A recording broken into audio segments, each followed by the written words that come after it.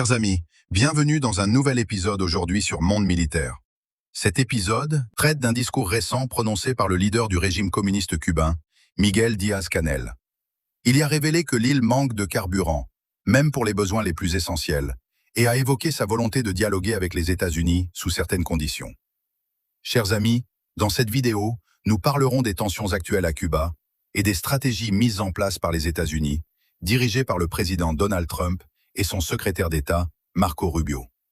Ce jeudi, Cuba a entendu de la part du propre leader du régime communiste une reconnaissance rare à la télévision nationale. L'île manque de carburant, même pour les tâches les plus basiques, et le gouvernement devra rationner. En même temps, Díaz-Canel a indiqué sa volonté de négocier avec les États-Unis, mais sans pressions externes.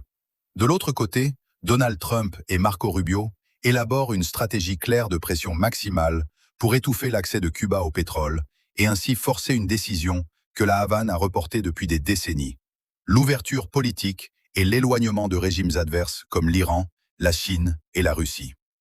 Pour comprendre l'ampleur de ce qui se passe maintenant, il faut revoir l'accord qui a maintenu l'État cubain à flot pendant des années: l'échange de pétrole vénézuélien contre des services cubains.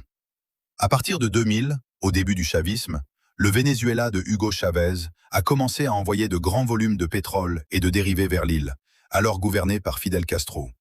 En échange, Cuba offrait des professionnels en grand nombre: médecins, enseignants, travailleurs sociaux et surtout pour le régime chaviste, militaires, experts en sécurité et conseillers pour améliorer la répression contre le peuple vénézuélien. Grâce à cela, Cuba a réussi à rester légèrement au-dessus du seuil critique, c'est-à-dire dans la misère, mais encore vivante. Mais maintenant, avec la capture du dictateur Nicolás Maduro par les États-Unis, ce flux a complètement changé.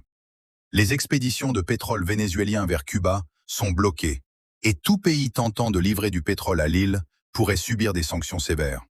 Ainsi, sans carburant, ce n'est pas seulement l'éclairage des rues et des maisons qui s'éteint, mais aussi le transport, le pompage de l'eau, la chaîne alimentaire, les hôpitaux, les télécommunications, la logistique de l'État, l'industrie, les services et l'agriculture. Le discours de Díaz-Canel a un ton d'alerte, annonçant un plan de rationnement à mettre en place dans les jours à venir. Il a mentionné des impacts directs sur les transports publics, les hôpitaux et l'éducation, tout en proposant de dialoguer avec les États-Unis, à condition qu'il n'y ait aucune ingérence dans les affaires internes. Díaz-Canel explique que la crise est structurelle et qu'elle va s'aggraver. Lorsqu'un gouvernement à parti unique, répressif et dictatorial admet qu'il manque de carburant pour les tâches de base, il prépare la population à une routine très difficile, avec rationnement, coupure de courant et paralysie générale. Cette situation pourrait mener Cuba au chaos, surtout après que le Mexique ait annoncé l'arrêt de l'envoi de pétrole vers l'île. Trump et Rubio visent à aligner Cuba sur les objectifs américains de sécurité nationale et de politique étrangère, en réduisant l'utilité de Cuba comme plateforme régionale pour la Russie, la Chine et l'Iran. Il souhaite aussi stabiliser la région pour réduire la pression migratoire et permettre aux Cubains de revenir sur l'île.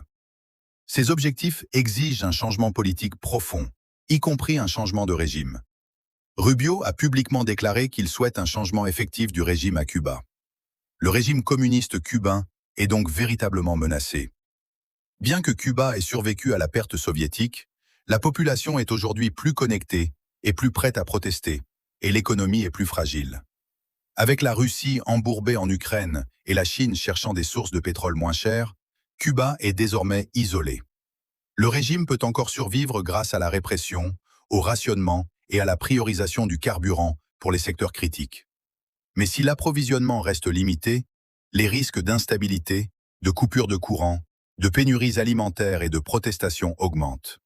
Une solution négociée, comme un approvisionnement humanitaire supervisé, pourrait offrir un peu de répit, mais le régime devra la présenter comme une défense de la souveraineté. Le discours de Díaz-Canel, combinant pénurie et dialogue, peut être interprété comme le début de la fin du régime communiste cubain, avec Trump et Rubio fermant toutes les portes et recherchant un changement de régime effectif. La seule façon, selon eux, de permettre le développement humain et économique.